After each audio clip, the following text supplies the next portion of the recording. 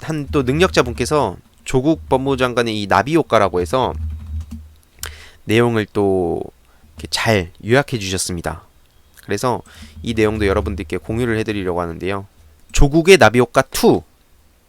그래서 김두일 대표님께서 내용을 너무나 잘 정리해 주셔가지고 요거를 한번 공유를 해야겠다 생각이 들었습니다. 영상 편집용으로도 만들려고 하니까요. 참고해 주시고, 네, 조국의 나비 효과 2. 첫 번째, 시국선언. 네, 9월 26일 교수 및 연구자 4,090명이 지금 중요한 것은 검찰개혁이다라는 시국선언을 했다. 그들은 작금의 문제는 조국의 가족 문제가 아닌 검찰이 불쏘시개를 제공하고 언론이 기름을 붓고 적폐 야당이 그 불길 앞에서 칼춤을 추는 형국이라는 대단히 강력한 워딩을 선언문에 사용했다. 그중 핵심적인 내용을 간추리면 다음과 같다. 검찰의 독점 권력을 혁파하기 위해 강력한 내부개혁을 더욱 속도감 있게 진행하라. 국회와 정부는 패스트트랙 법안으로 계류 중인 공수처 설치 법안을 신속히 통과시키고 집행하라. 검찰의 수사, 기소, 영장 청구권 독점을 개선하는 검찰, 경찰 수사권 조정을 한시바삐 실행하라. 특히 강조하고 싶은 점은 오늘 시국선언에 참여한 4,090명의 교수 및 연구자들은 모두 소속과 실명을 밝힌 용기 있는 지식인들이라는 점이다. 정체불명의 학교와 신원불상자들이 등장한 지난번 조국 반대 선언문과는 차원이 다른 진짜들이다. 용기 있는 지식인들에게 진심으로 감사의 뜻을 전한다. 두 번째, 대학 실태조사. 유은혜 교육부 총리는 학종 비율이 높고 특목고 선발 많은 13개 대학의 실태조사를 하겠다고 밝혔다. 개인적으로는 지금 조국 자녀를 기준으로 실태조사를 한다면 문제가 아닌 것도 문제가 되어 나타날 것이라고 생각한다. 이는 교육제도에 대한 개선 요구로 이어질 가능성도 높다. 현 제도에 문제가 있고 없음을 떠나 이 문제는 중산층 이상의 현 교육 시스템에 맞춰 입시를 준비하고 있는 학부모들의 경우 이 사단을 일으킨 원흉인 야당에 대한 분노로 이어질 공산이 크다. 젊은 세대가 일자리에 가장 민감하다면 학부형 세대는 자녀 교육과 입시 문제에 가장 민감하기 때문이다.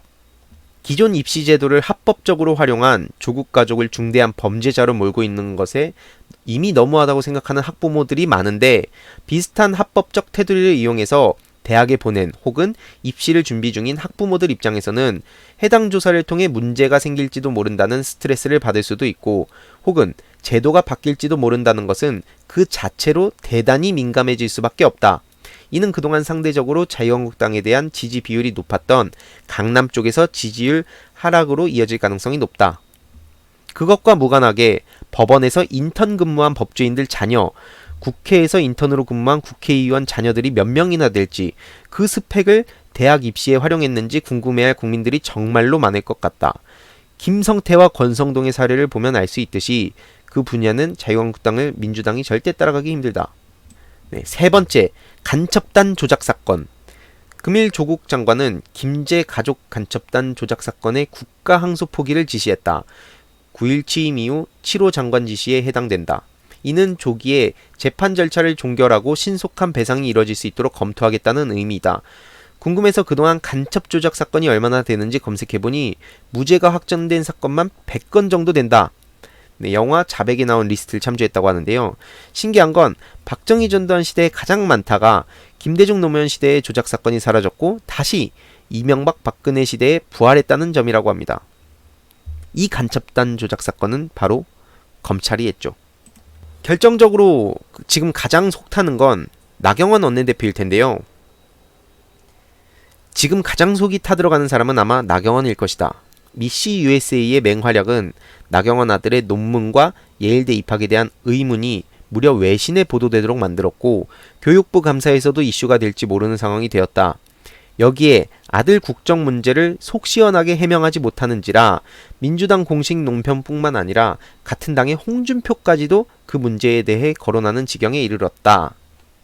개인적으로 부모 마음은 다 똑같다고 생각하기 때문에 입학 부정을 저질렀건 이중 국적을 가지고 있건 그 문제로 인해 자식의 미래가 망가지는 것에 대한 초조함과 두려움에 대해서는 나도 최소한의 동정심은 생기기는커녕 그저 사필귀정이라는 말을 전하고 싶다. 남에게 피눈물을 흘리게 했으면 본인도 피눈물을 흘리게 되는 것이고 남의 자식에게 고통을 주었으면 본인 자식도 고통을 받는 것이다.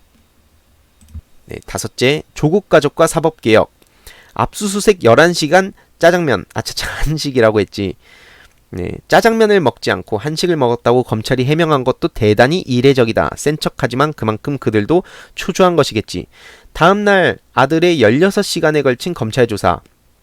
네, 조국 후보자의 딸이 조국 법무부 장관이죠. 네, 조국 법무부 장관의 딸이 중학생 시절에 썼던 일기장마저 압수해 가려던 검찰. 그리고 퇴근길 딸의 생일 케이크를 들고 가던 조국의 뒷모습.